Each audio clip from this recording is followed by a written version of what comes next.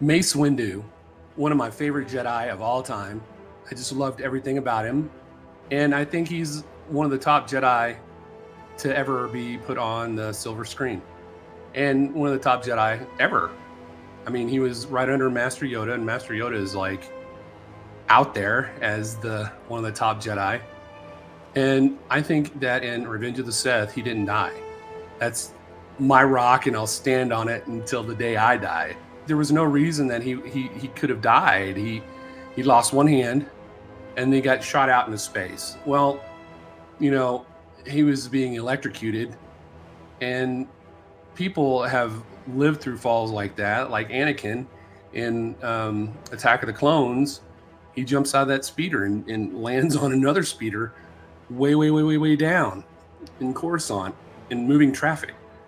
So, they could have grabbed Mace Windu, or he could have gotten to a bacta tank or hidden somewhere and lived. And that's my rock, and I will stand on it. And I think they need to do a Jedi series with Mace Windu after the fact, where he was, what he was doing, and I bet there would be so much chatter about it that it would get high ratings and people would love the show, especially if they got Samuel Jackson to come back, because he said he would.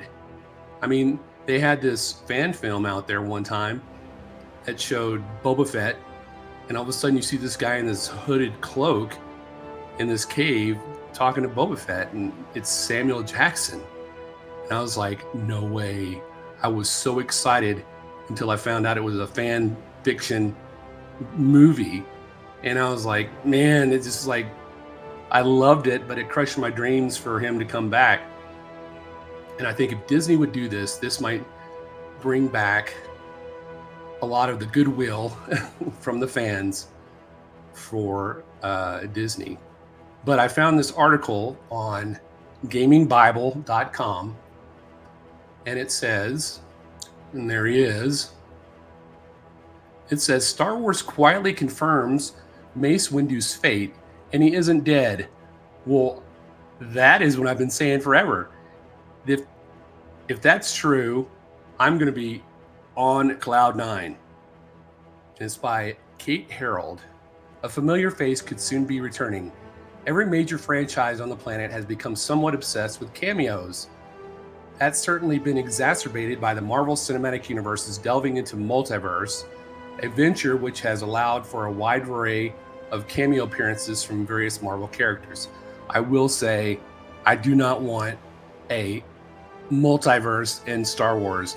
That would be so confusing. It's already confusing in Marvel, and I'm not I like Marvel, but I'm not the hugest fan. But man, going back and bringing back the Infinity Stones and then going forward and bringing back these people and these other people from another multiverse, it gets so confusing. Why just don't do it? Just leave Star Wars in one universe. The reliance on cameos is also something we've seen become increasingly prevalent in the world of Star Wars. If creatives can come up with a way to feature a fan favorite from Luke Skywalker to Qui-Gon Jinn, you best believe they will. Plenty of prequel characters have resurfaced in recent years across Star Wars TV output, but there are a few notable exceptions. Natalie Portman's Padme Amidala and Samuel L. Jackson Mace Windu are two of the most prominent characters yet to return. Of course, that could be because, and I hate to remind everyone, they're dead, and any kind of prequel adventure would require pricey de-aging technology. But according to Jackson himself, our assumptions about Windu may actually be totally incorrect. Not for me. If you thought Mace Windu died during a duel with Palpatine, then think again. Samuel L. Jackson maintains the belief that Windu is somehow alive. In an interview with Empire Magazine via Variety, Jackson exclaimed, "He's not dead." And he is not dead. He is not. When asked whether Windu could therefore return for a sequel series or appearance, Jackson added a very enthusiastic, "Everything yes. Infinity yes." It's not the most extensive of answers, but it's enough to get the cogs whirring. You see, Jackson is such a major and beloved household name that if he is on board to return to the world of Star Wars, I'm imagining the creatives would be chomping at the bit to make it happen, except for Kathleen Kennedy and Leslie Headland. They wouldn't be chomping at the bit. And while, yes, we did see Windu die, this is Star Wars. We did not see Windu die. He was flung out the window. Windu went out the window, and he was still screaming. There's always an explanation as to why someone could come back. I'm hardly a Hollywood writer, and yet I can even come up with the idea of he was placed in a bacta tank, bingo, and then he went into hiding. There you go. I certainly wouldn't rule out a Windu-centric series in the coming years, but only time will reveal all. Another thing could be is he met another Jedi who had healing abilities. That was one of the Force powers that Jedi had, like Obi-Wan. He had Force healing, and so did in the sequels. They had Rey had Force healing. So anyway, that's her article on Mace Windu. So what do you think about that? I know a lot of people want everybody from the prequel series to be dead and gone. They think that a lot of people came back too much. The only people that came back that were worth anything were all the evil Sith guys. You know, you had Darth Maul, you had the Emperor, you had multiple other baddies come back. And, you know, when we want Plo Koon to come back or Mace Windu, there's so much pushback. They're like, oh, no, too many people have already come back. Well, you know, why does it always have to be the bad guys that come back? You know, and it doesn't make sense to me. And also, one negative thing about this article is I think it's clickbait, because it says Star Wars quietly confirms Mace Windu's fate and he isn't dead. Star Wars didn't confirm that he was. Nowhere in that article did they say Mace Windu is alive. I mean, I know he's alive. They just have to realize that he's alive, and they have to come out and say it. And I think her saying that is kind of a misleading thing.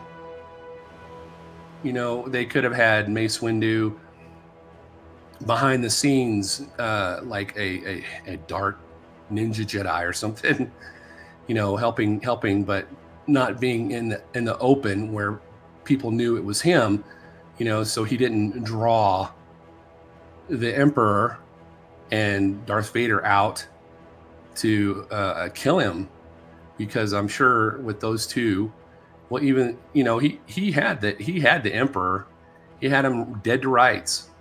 He was about to kill him, but, you know, with Emperor and Anakin, he couldn't handle both. Or maybe he went into hiding because he figured that Anakin was the chosen one, and he was supposed to bring balance to the Force, and he's just waiting to see what's going to happen, kind of like Yoda did, and Obi-Wan. Well, Obi-Wan was more of watching over Luke, but like, yeah, I think there's so many different threads you could pull for Mace Windu, a 3-season show. It would be great. They wouldn't have to spend a lot of money. They could spend as much as they did, like they did on Obi-Wan. You know, it was $90 million the whole season.